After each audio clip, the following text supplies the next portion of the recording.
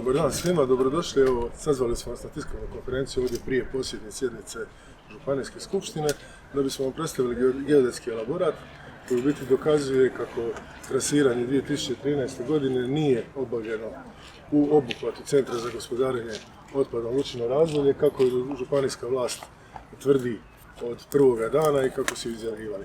Mještani Trnovice koji su pratili to istraživanje, mnoge sumnje su javno iznijeli o samom postupku istraživanja, to su govorili i na tribinama, to su govorili i u javnosti. Mi smo bili na lokaciji, mi smo odradili istraživanje, javno smo iznijeli.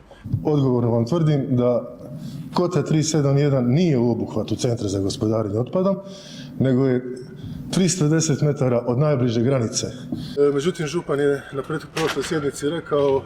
Što se samog trasiranja tiče, ne vjerujem da je netko rekao i tvrdio da je trasiranje izvršeno na mjestu na kojem nije izvršeno. Ako nije, pokažite to pa će možda biti oko toga nekih posljedica. Evo, mi sada dokazujemo, a na županu je da nakon toga dalje preuzme stvar i odgovornost za sve to.